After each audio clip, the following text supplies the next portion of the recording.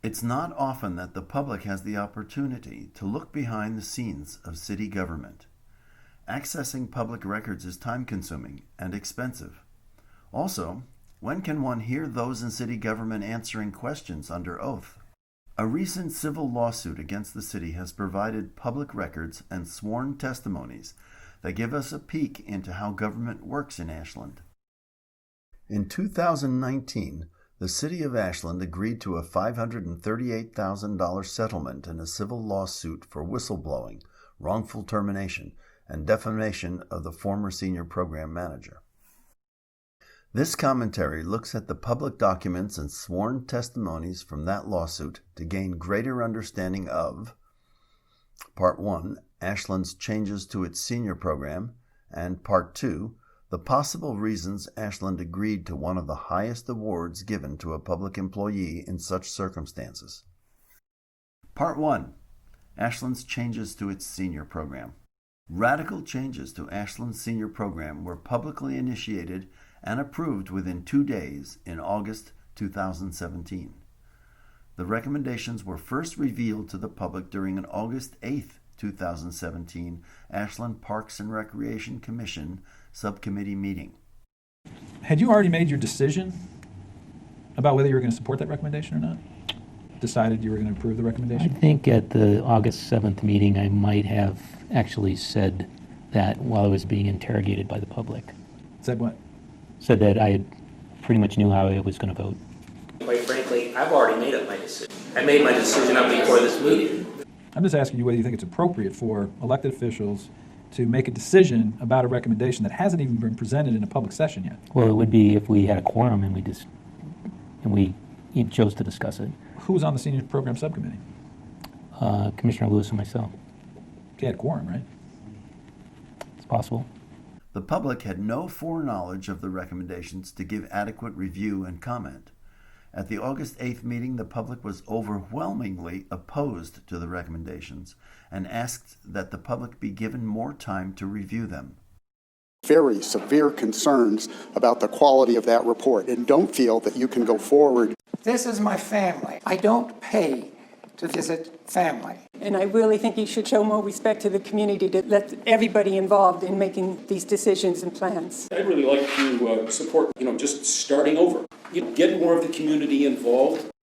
Instead, the two APRC subcommittee members, Mr. Gardner and Mr. Lewis, approved the recommendations.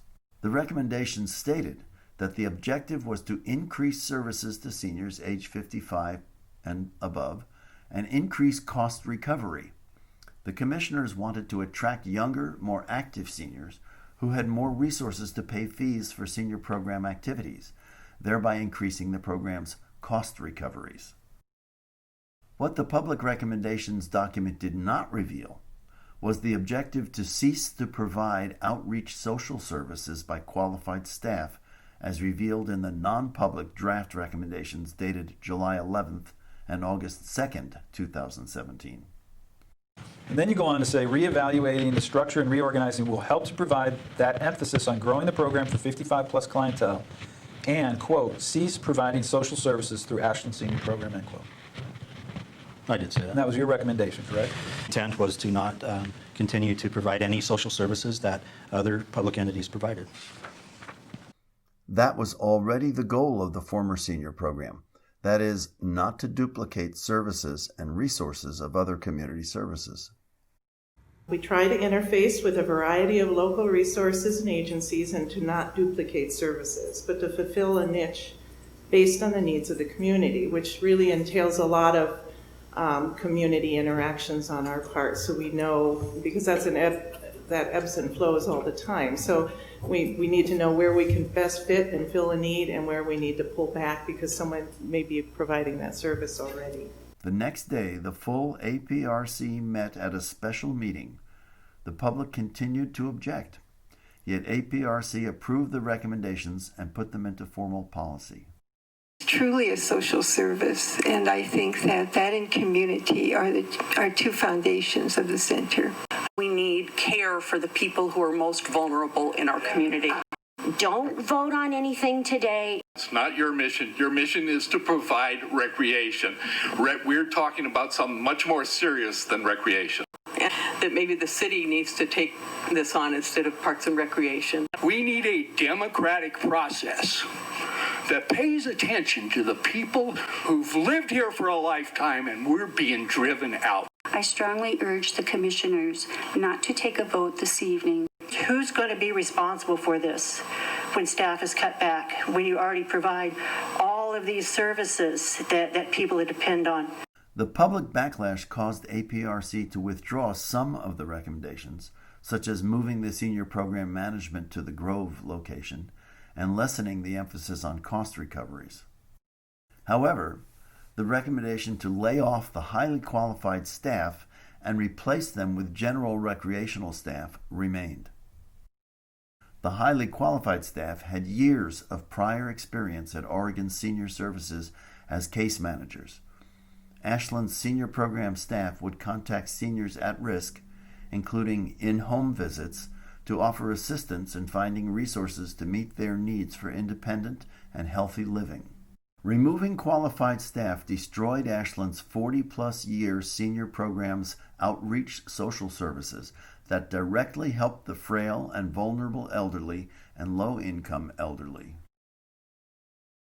So our mission statement is the Ashland Senior Program strives to provide a support system to the older residents of Ashland, helping to enable them to live more independently and to continue as contributing members of the community.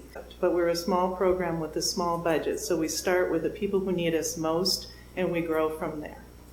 Our outreach, which we also provide, we contact and assessment regarding clients' well-being, their physical, mental, financial, and living situations, the nature and scope of any problem presented, and the client's need for and capacity to utilize resources or services. Advocacy on behalf of obtaining and supportive services is also, we also consider that outreach.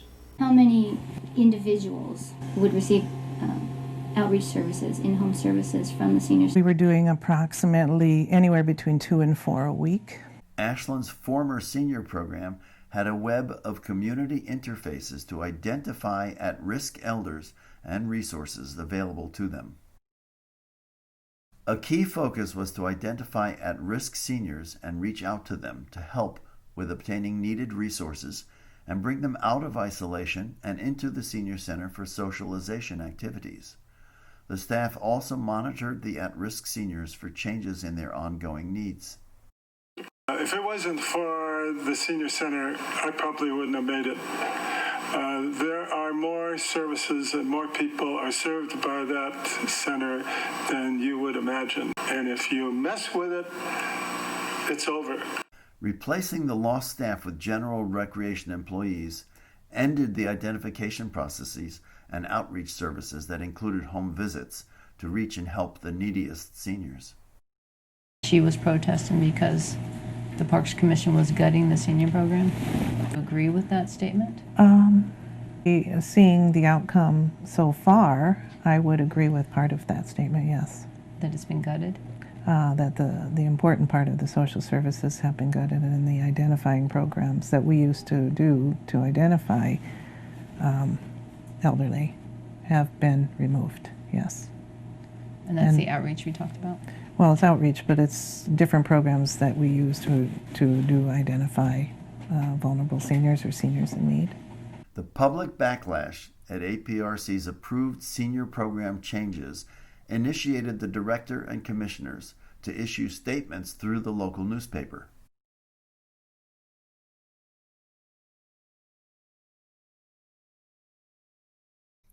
Daily Tidings guest opinion by Director Black states that no element of the core program would be lost, especially those elements benefiting low-income seniors. Core services are preserved to ensure that core services, including social services, carried out to benefit our most vulnerable citizens shall not diminish for any reason. There will be no interruption of these services as a result of funding, staffing woes, or any other transitory reason.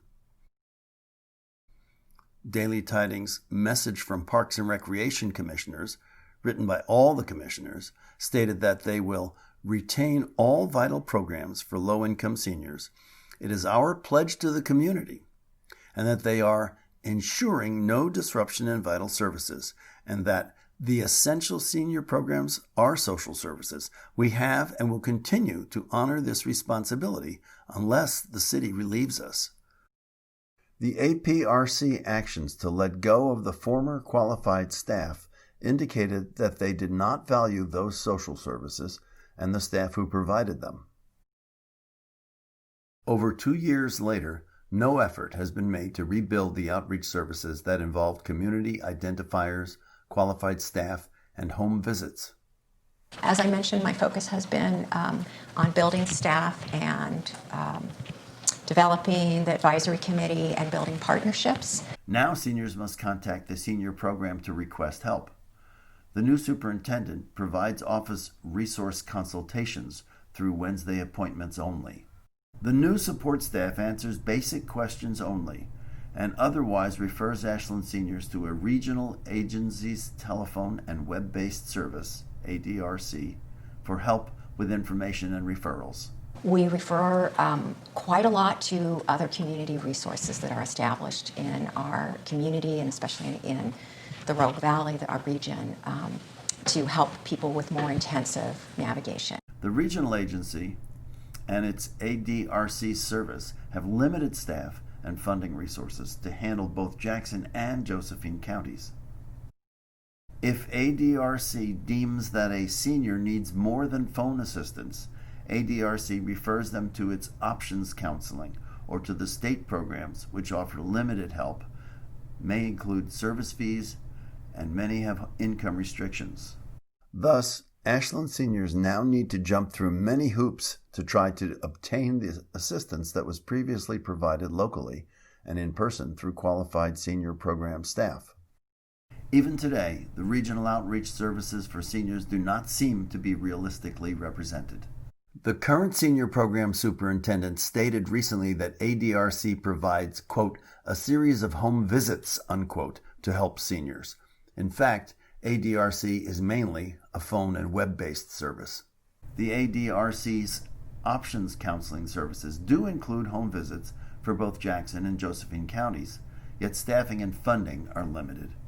Options counseling action plans that were office or home visit generated for seniors in both Jackson and Josephine counties during the 2018 fiscal year numbered 92, compared to the estimated former Ashland Senior Program staff home visits per year for seniors in Ashland, 100. This results in 1.3 visits and/or action plans per 1,000 seniors by options counseling for the two counties, compared to 21.5 home visits per 1,000 seniors by the former Senior Outreach Program for Ashland. The state's Oregon Project Independence OPI, an income-based program, in theory also offers home visits. Historically, there have been wait lists statewide. The wait list in Southern Oregon is at 100 individuals and has been closed to new applicants. Obviously, these regional and statewide programs do not have the capacity to fill the social services for Ashland's at-risk seniors that were previously performed by the former senior program staff. Even with the removal of the outreach services, Ashland Senior Program's budget has doubled, while the recreational and educational activities and cost recovery remain the same. What's the budget for the senior program presently? You know, I don't have the total off the top of my head. And the current budget is $100,000 more than it was under Ms. Dodson's tenure, right? It sure is. And do you support that? I do support that, yeah. In fact, it is almost double the former senior program budget. Current budget is $345,000 compared to the former program's $175,000 budget. What are the programs that are offered by the senior program? Quite a lot. These are essentially the same as prior to the reorganization. We have not had time to grow them. When you look at the recreation programming and you look at who actually takes those classes, it's quite a bit of seniors taking all of that. Ashland's regular adult recreation programs are already mostly attended by seniors. Evidently, the active seniors were not underserved as perceived by the commissioners? Cost recovery, we mentioned that a little bit earlier. What's the current cost recovery rate? 1%. 1%. In fact, it isn't still robust, fully robust at this point. It's going to be another year or two, I believe, before we get to a point where we are a more dynamic and vibrant senior program, in my opinion. Think of what the prior experienced and qualified staff could have done with double the budget to expand the senior program services.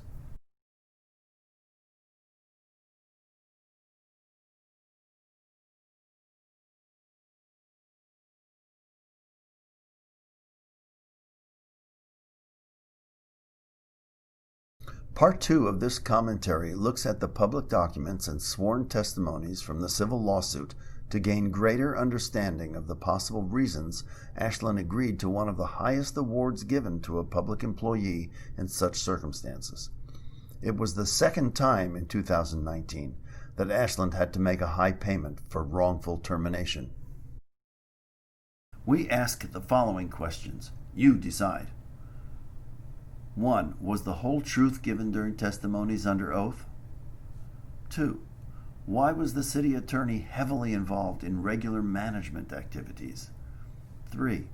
Were public meeting laws or the spirit of the laws followed? 4. Did the city violate its obligations under an employment agreement? 5. Did the city try to buy or coerce employees to give up right to overtime pay? 6. Was Commissioner Gardner involved in personnel decisions outside his authority? 7. Did the city attempt to enforce what could be considered discriminatory volunteer background checks and did not respect employee who raised liability exposure concerns? 8. Was the senior program manager, Ms. Dodson's reputation defamed? 9. Was the BOLI process abused? 10. Were state election laws violated? The following are related clips from the civil lawsuit deposition's sworn testimonies. The testimonies were under oath to tell the whole truth.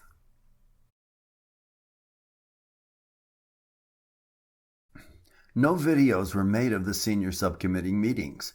They were only audio recordings. And are these your personal observations? No. Okay, so how do you know that? Well, there was a video of the meeting, which I did watch. Okay, so it was your personal observation? Yeah, from that point of view, yes. And what particular meeting are you referencing? I'm not certain of the exact meeting. Okay, did you watch video from every single meeting? No. So one meeting you watched, is that right? No, I watched a couple of them. Okay. And in each of those meetings, your testimony is that Ms. Dodson appeared to send off a vibe that she didn't want to be there? Yes. Okay. Her body language and lack of participation was evident. Quick question about the senior program subcommittee meetings. You were present at all those meetings, correct? Yes. Okay. Were those meetings videotaped? No.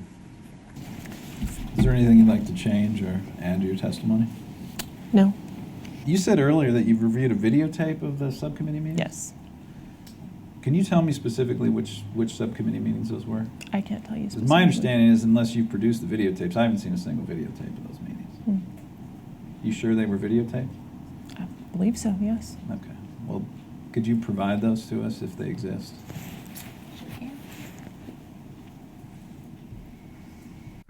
No videos were made of the senior subcommittee meetings. They were only audio recordings.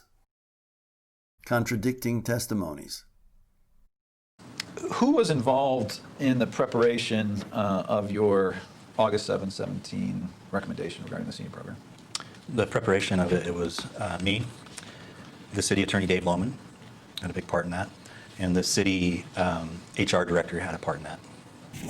Did you have any role to play in the drafting of Mr. Black's recommendation regarding the operations of the senior program? No, not that I can recall. So you didn't review any drafts and make any suggested edits or changes? I don't think so. So you were getting your information from Mr. Black? And from Superintendent Dials and anyone else that was involved with it. Okay. Did either of Commissioner Lewis or Commissioner Gardner ever discuss Ms. Dodson's work performance with you? No. And that was based on what you had heard about Ms. Dodson from Mr. Black? Yes, and from Rachel Dials. Okay. Why was the city attorney heavily involved in regular management activities? Director Black wrote a draft performance review of Senior Program Manager Ms. Dodson for the period of 2016 to 2017. Why did the city attorney advise Director Black that he should not present it to Ms. Dodson? What is Exhibit 11? It's a performance review that I drafted and never gave. It looks like the year of 2016 and part of 2017. Why didn't you give her this review? It was a decision come to in consultation with the city attorney. Why was the city attorney involved in the initial development of recommendations for the senior program?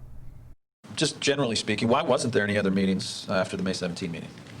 I was discussing the potential for a recommendation with legal. When did you decide to end Ms. Dodson's employment? That would have been in the time frame between the May 17th meeting and the August 7th meeting with Ms. Dodson personally. Did you discuss ending her employment with anyone? I discussed it at length with the city attorney and the HR director, and I believe Mike Gardner was involved as well. Did you consider any alternatives to ending Ms. Dodson's employment? I did. Okay. And why didn't you follow through on that consideration? It was after meeting with the city attorney that I changed my mind. Ms. Dodson's employment contract reinforced her employee rights to due process. Due process means recognizing the employee's right to be informed of unsatisfactory performance and to have a chance to defend herself and/or improve before an adverse employment action, such as discharge, is taken. Ms. Dodson was not given a chance to defend herself from false allegations.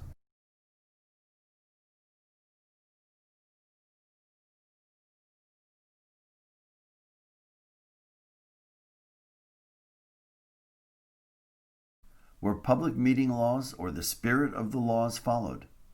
Was it a process transparent to the public? The subcommittee, which issued the senior program recommendations, had only 2 voting members, Commissioners Gardner and Lewis. No members of the public were included on the subcommittee.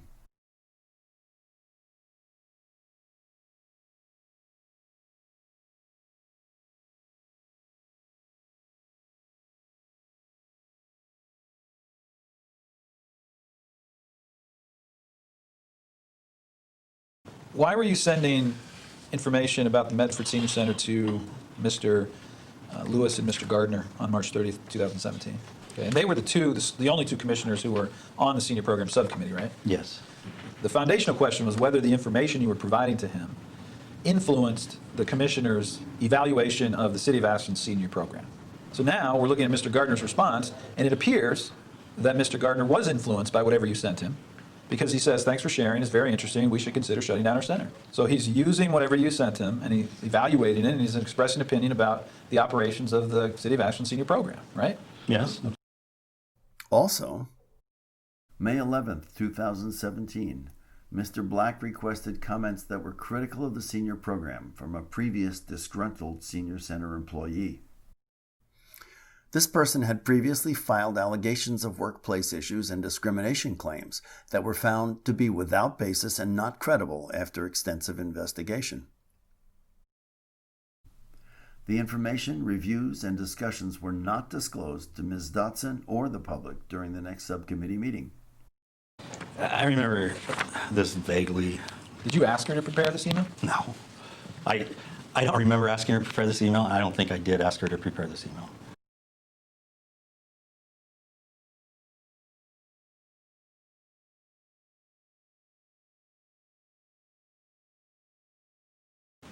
My recollection at the time was that I felt like Anna was just trying to cast aspersions. That's not what you told Mr. Lewis and Mr. Gardner, though, right? I don't remember.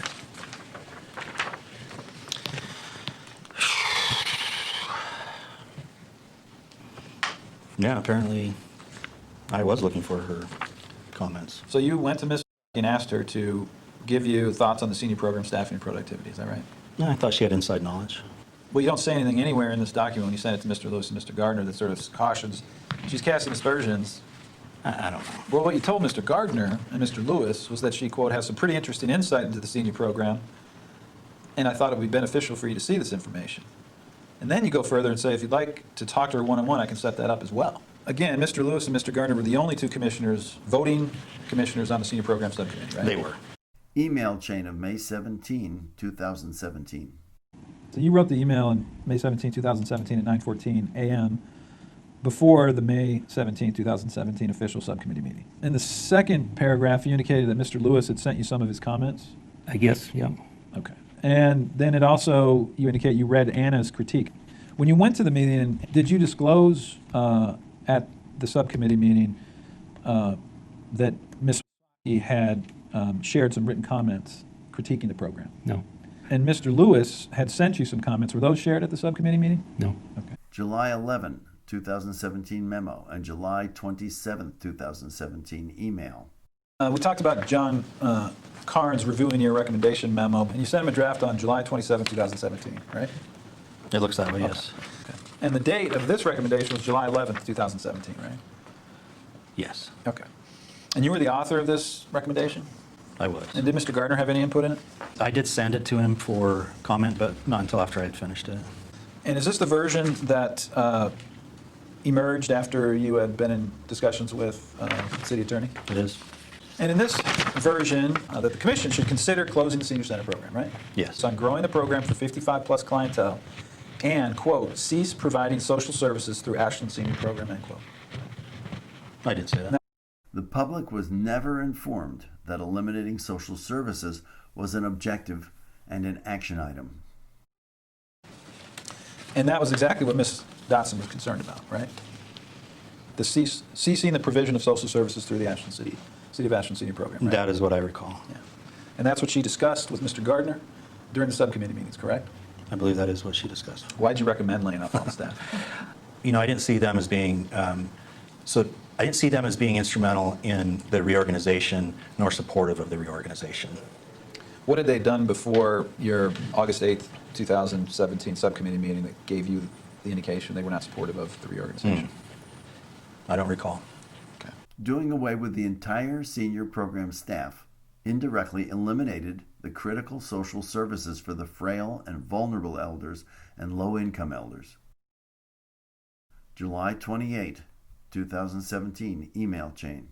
For the record purposes, we know that as of July 28, 2017, you were aware of Mr. Black's recommendation regarding the operations of the senior center, and you were aware that that recommendation included the elimination of effectively that Ms. Dotson was going to lose her job, right? Yes. Did you review a draft of his written recommendation? I may have. And how would he have delivered his draft recommendation to you? May have been an email. I can't remember. Okay. Would you have preserved that email? I doubt it. So you would have deleted that email? I probably did. Gardner's email comments on the recommendations were not provided upon the public records request. Deleting emails relating to subcommittee matters and decisions is questionable behavior in maintaining public records. Multiple revisions of draft recommendations were shared and discussed with commissioners outside of public purview. You retained in this version, which is dated August 2nd, 2017, if you look at the first page of 106, you still believe that the commissioners as of August 2nd should consider closing the program.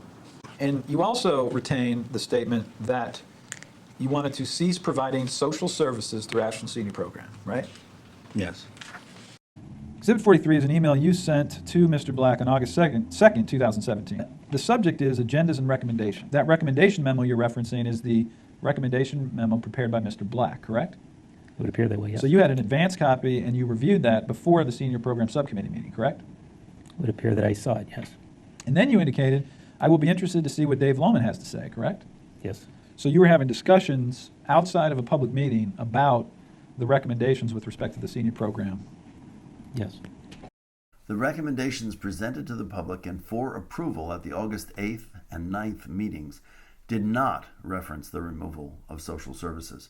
The public did not know that one of the recommendations' impacts would eliminate critical social services. Why was this whole process so compressed? Compressed? Well, you have Ms. Dotson show up just before the subcommittee meeting, the day before. Then you have the subcommittee meeting. Then you have the special meeting. Yes. Why did it have to happen so rapidly? You know, there's a lot of discussions about this with the city attorney HR, and the decision to do it like this came out of those discussions. So in the context of a discussion with Mr. Lohman, it was determined that there was going to be a special meeting for this, to take this recommendation? Yes. Okay. What was the motive for legal and human resources to want an expedited process for major changes to the senior program? I'm just asking you whether you think it's appropriate for elected officials to make a decision about a recommendation that hasn't even been presented in a public session yet. Well, it would be if we had a quorum and we chose to discuss it. Who's on the senior program subcommittee? Commissioner Lewis and myself. They had quorum, right? It's possible. The final recommendation for the subcommittee vote took out the disclosure that social services was to be eliminated from the senior program. The recommendations became a public document less than 24 hours before the subcommittee meeting's vote on August 8, 2017. The APRC did not disseminate the document to the public before the meeting. The meeting room was overflowing. The public was given a short time for public comment. Speakers were overwhelmingly against the recommendations and wanted more time for public review. And there was a meeting on August 8, 2017 of the subcommittee. Okay. And you were at that meeting? There was a lot of public comment, and at that point, there was a lot of emotion.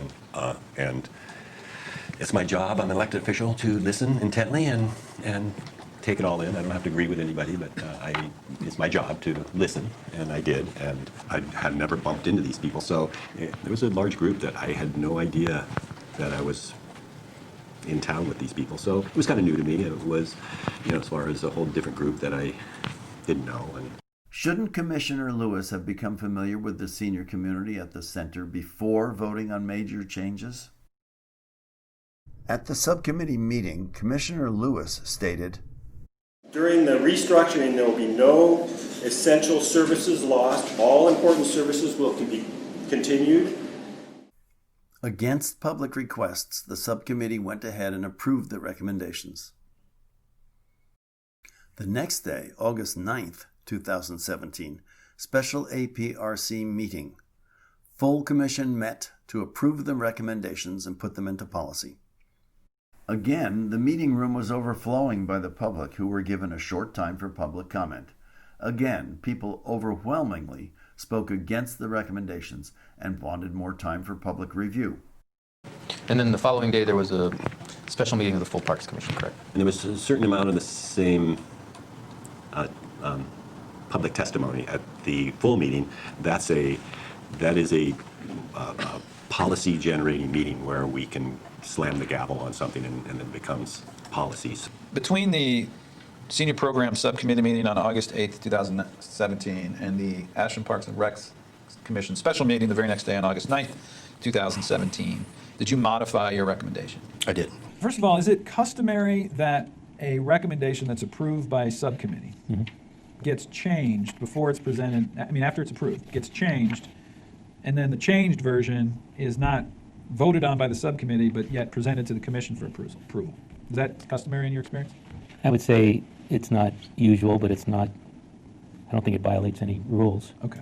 Have you ever done it before, or been involved in a situation where that arose before? I can't point my finger to one, but I'm sure that's happened over the last 16 years at least once, one other time. In 2016, a performance audit of Parks and Recreation was conducted by an external consulting company. The commissioners did not follow the audit recommendation for gathering public input before making any changes.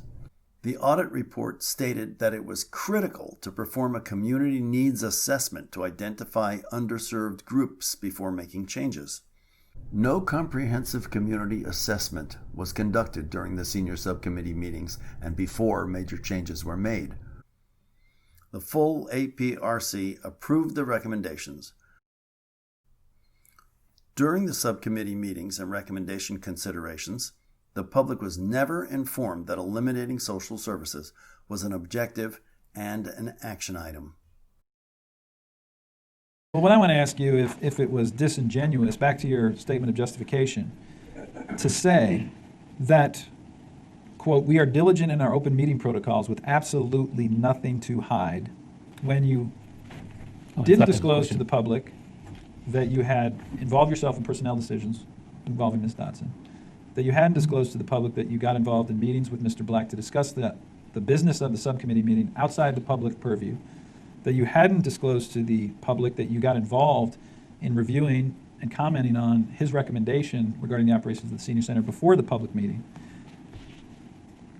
None of that was disclosed to the public. Right. You didn't disclose to the public that you had reviewed comments about the operations of the program outside the purview of the subcommittee meeting, that you had reviewed and discussed the business of the senior program subcommittee with your co-commissioner on it, Mr. Lewis, outside the public purview. None of that was discussed or shared with the public. Okay. So isn't it disingenuous to say that you had absolutely nothing to hide when you in fact hid those items from the public? They weren't hid. I mean, if someone had asked us if we had done that, I would have answered affirmative. So no, it was not disingenuous. It is the commissioner's responsibility to disclose such information or discussions to the public. The public is not allowed to ask commissioners questions during subcommittee or regular meetings. Did the city violate its obligations under an employment agreement? In that agreement, the city's obligated with respect to anticipated changes to the job description concerning an employee's position and/or changes to the senior program. The city will seek employees' input on such changes and meaningfully take into consideration employees' recommendation on proposed changes. That's the city's obligation, right? Yes. Ergo, that's your obligation, right? Yeah. Yes? Yes, it is. So what happened instead? Director Black advised Ms. Dodson that subcommittee meetings were ending and recommendations were being developed. Director Black refused Ms. Dodson's offer to help with developing the recommendations. When did you first begin preparing your August 7th, 2017 recommendation? I believe it was in June, mid-June. And did you involve Ms. Dodson in the preparation of your recommendation? No, it was my recommendation. You also made a representation to Ms. Dodson back to 101 that Ms. Dodson would have a chance to make suggestions to your recommendation. Yes. And that wasn't true, was it? That's what I intended. But that never happened, did it? It did not happen. Do you know whether she was invited to participate in the formulation of the plans regarding the development of that program? My general understanding is yes. And where did you get that general understanding from? Surely from conversations with Michael Black, but probably also with some commissioners. Okay. August 2nd, 2017, memo with the attachment of draft recommendation revisions. I had discussed these with the city attorney, and this is a result of those discussions. That you're rationalizing the elimination of her job as a performance issue. All of Ms. Dodson's previous job performance reviews rated her at the top of the rating system. Well, she sent you goals in February that were you testified were exactly consistent with the senior program subcommittee goals earlier. She did provide some goals that I thought were very similar to the goals that I had produced. How can you say that she felt there was a violation of her autonomy if she's communicating in writing that she is supportive of the subcommittee evaluation process? Well, I can perceive whatever I want. July 28, 2017, email chain. Mr. Gardner is sending you an email kind of in the middle of the first page, and he's saying that he had a conversation with Rich. He thanked us for the heads up and wishes us success. Who's Rich, do you know? Rich Rosenthal is a city councilor. Okay. Evidently, city council members like Rich Rosenthal and Stephanie Seffinger were informed that major recommendations to the senior program were going to be speedily approved. What did Mayor John Stromberg know? Okay, and then you write back and say, thanks, Mike, I talked to Carnes. Mm-hmm. Okay, and Mr. Carnes thinks we should tell Chris right before the committee meeting instead of the day before. I like that approach. Yeah. Why did you like that approach? I liked it. I thought it was good because there was going to be a hard message to hear. Well, you certainly knew she wouldn't be able to provide any input at that point, right? And you agree with me that you did not seek Ms. Dodson's input on your August 7, 2017 recommendation memo, right? Not until I gave it to her on August 7th, no. Director Black handed the August 7th recommendations to Ms. Dodson as she was leaving the room after being told that her position was being eliminated. Ms. Dodson was not previously informed that this was a possibility. How long did that meeting last? It wasn't very long at all. What'd you say to her? I said, Chris, here's the recommendations. You want to look through it? And then I pointed out that we'd be eliminating that position and that we'd be putting her on administrative leave if the recommendations were adopted. What'd she say? I don't think she said much of anything. And then what happened after that? She left. The meeting was 9 minutes long with no opportunity for input. Did you thank her for her years of service? I don't think I did. Did you ever thank her for her years of service? I don't think I did. Why not? I guess it's just not something that I do. What you did instead was you presented a public document that commented poorly on her performance, right? I presented a document that had some of my opinions that could be construed as negative towards Ms. Dodson. Do you think that was a good way to end Ms. Dodson's employment with the City of Ashland when she had been passionate and caring for the elderly and frail senior citizens of the City of Ashland who loved her dearly? I think I could have approached it differently. Why'd you do it that way then? Again, these are in-depth conversations that were had with a lot of different people. It wasn't just me, and those conversations were had with the city attorney. Did the city try to buy or coerce employees to give up right to overtime back pay? May 2015, 8 recreation employees were retroactively changed from salaried, exempt, to hourly, non-exempt status. This meant that they were likely owed overtime back pay for the work they had performed outside normal hours as salaried, exempt, employees. I was aware that there was a possibility that some of them could have back pay issues and that we could not buy that from them or persuade them in any way to give up that right. Yet is that what they did? Did they try to buy employees back pay or attempt to persuade the employees to give up their rights? The attorney came up with a gift of goodwill towards the employees who had been misclassified and then said, we'd like to give you these 40 hours as a gift. Why did you need employees to sign that document?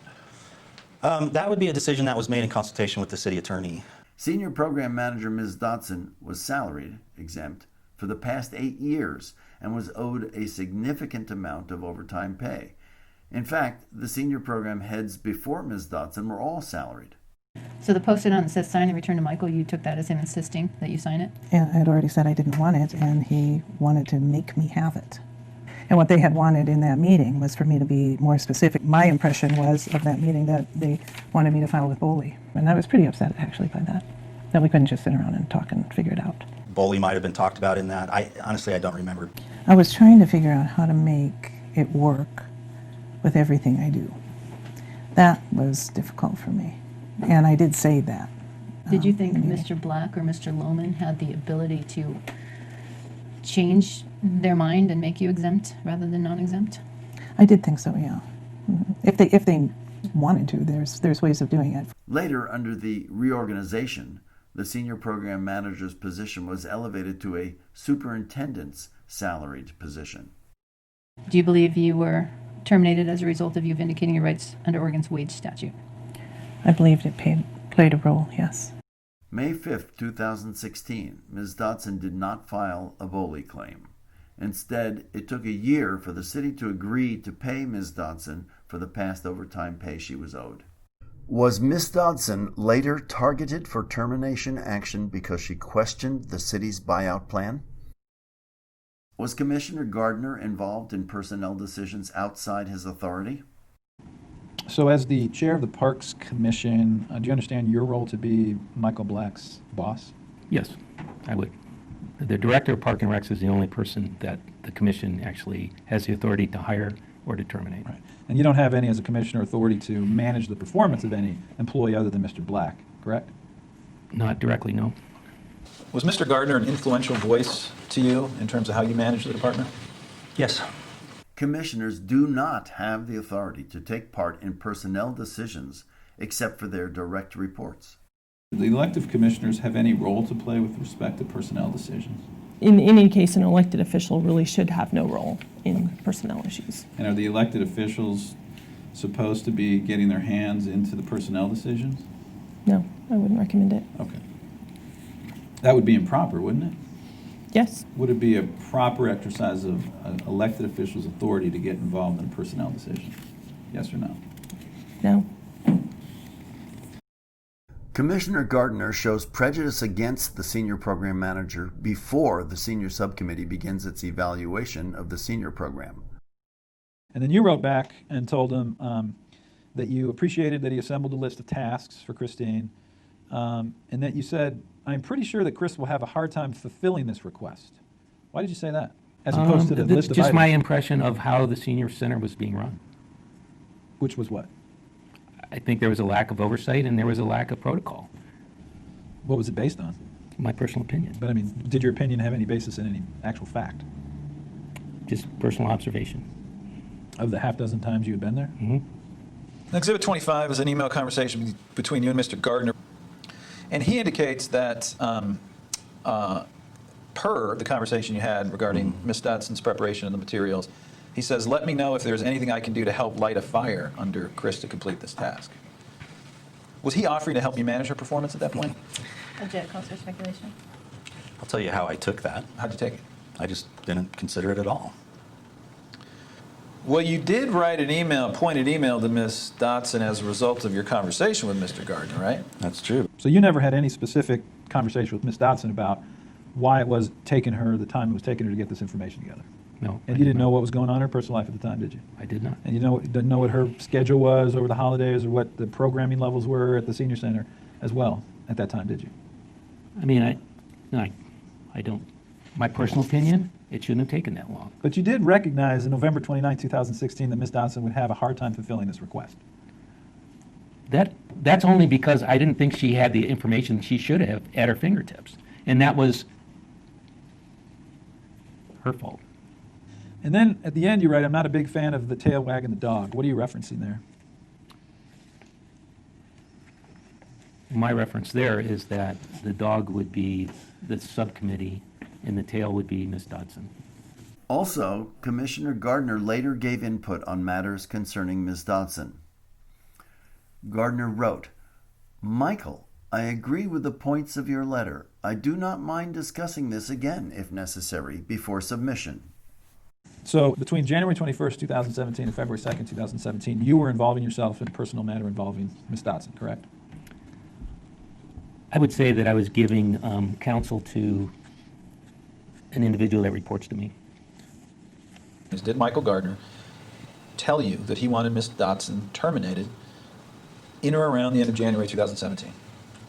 I don't know when, but it was relayed to me, his feelings, that he would like to see that at some point. First of all, who relayed that information to you? I do recall that coming from Mike Gardner at some point. In the context of reorganizing the senior program, yes. Did the city attempt to enforce what could be considered discriminatory volunteer background checks and did not respect employee who raised liability exposure concerns? We were trying to implement background checks at the senior program, and Chris put a stop to it and said she wouldn't do it until the department had a policy in place with regard to backgrounds. And that's abnormal behavior for a manager. Normally you take direction. Ms. Dodson responds to that, correct?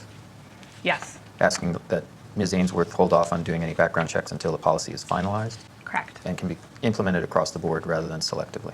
Yes. Selectively implementing background checks opens the city to liabilities, especially when applied to seniors and individuals with disabilities, and can be considered discriminatory. This was Ms. Dodson's concern. Was Ms. Dodson's reputation defamed? Was the Boley process abused? Were state election laws violated?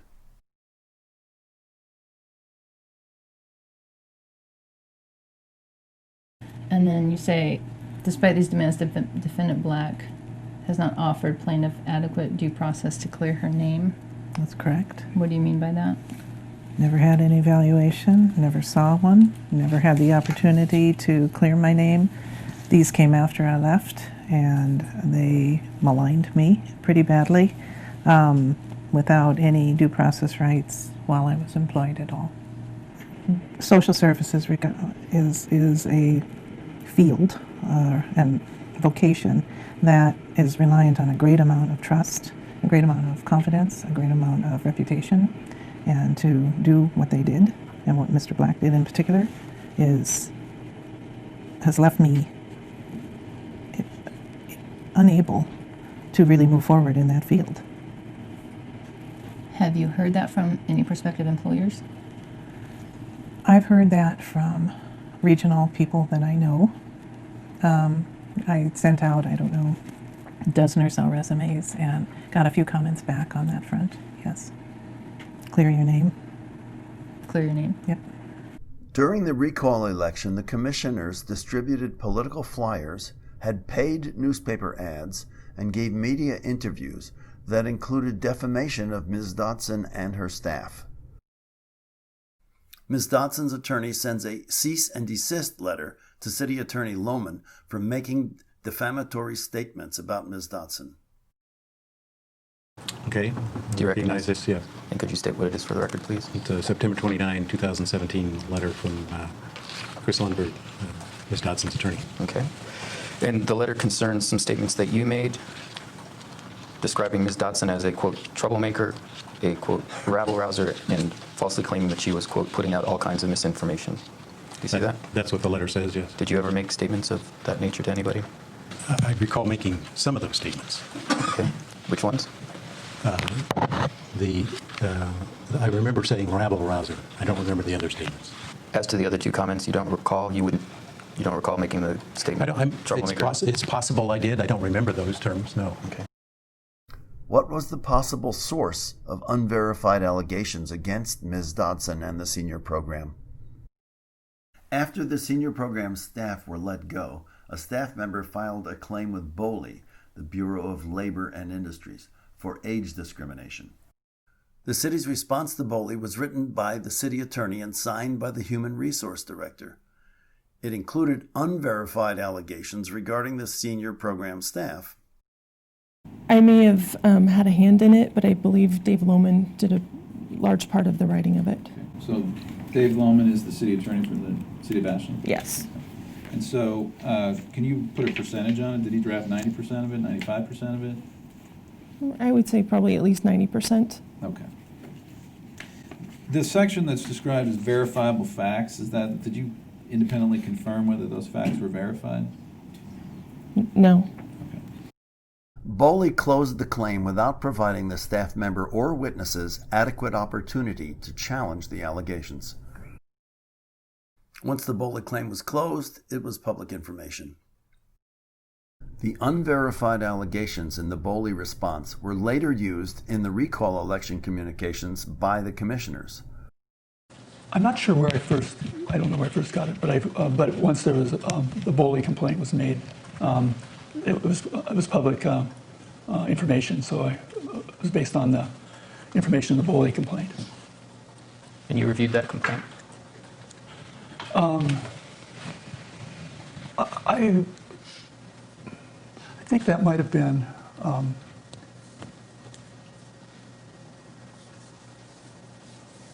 may have been in the presence of a city attorney. So it was provided to you by the city attorney? I believe so. So we object to anything that's privileged and I instruct you not to testify.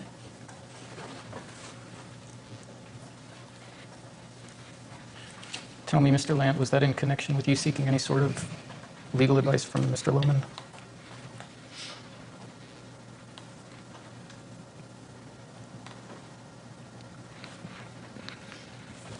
Well, I guess if I'm talking to an attorney, I'm asking for advice.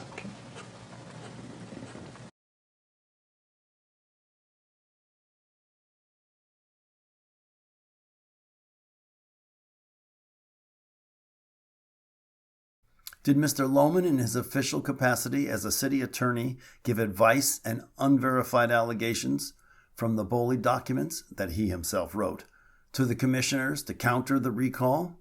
Is this a violation of state election laws? Have you ever provided to any of the Parks Commissioners BOLI response pertaining to any of the employees of the senior program? Yes, there was a BOLI claim, and I participated in gathering information and then writing up the response to BOLI. And you provided that to the APRC commissioners?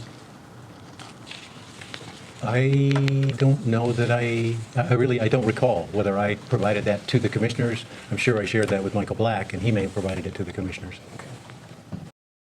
Was the Boley process used to spread unverified allegations to the public?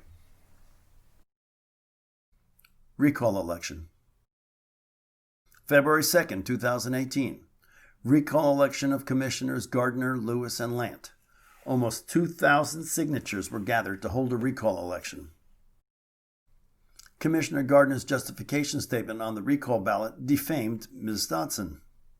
It's my statement of justification for a recall election. Okay. It's true, and I'm looking back at interrogatory number 9, that you didn't consult any specific documents in connection with writing that Ms. Dodson authored her own misfortune by failing to accept the accountability and responsibilities that belong to that management position, right? Yeah. You didn't look at a personnel file, did you? No. About as you're penning this particular sentence, right? You didn't go to Mr. Black to verify that this was accurate. This was an accurate description. No, I did not. Did you go to Ms. Dials and No, confirm? I did not. Did you go to Ms. Gray and confirm? No. Did you go to her performance evaluations and confirm? No.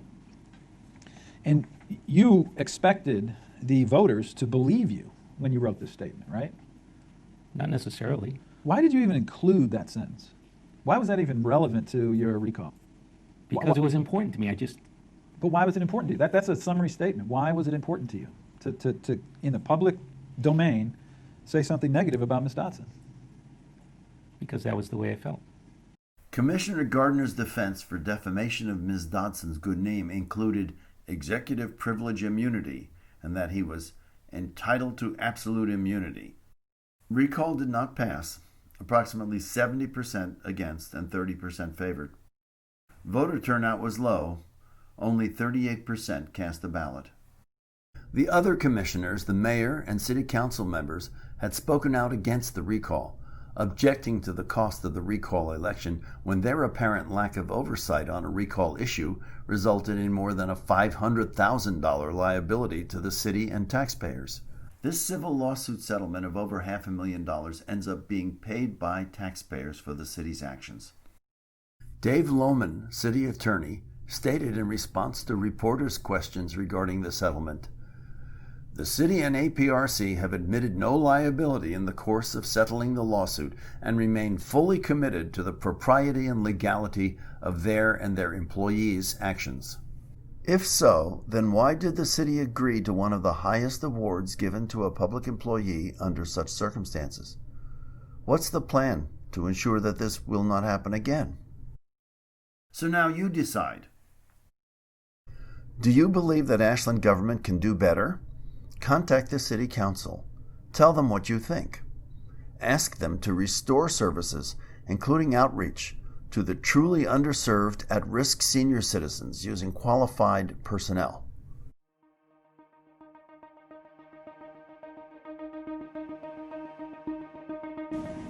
Basically, I'm saying any decision that we make, citizens always disagree with us. I mean, it's like inherent in their DNA.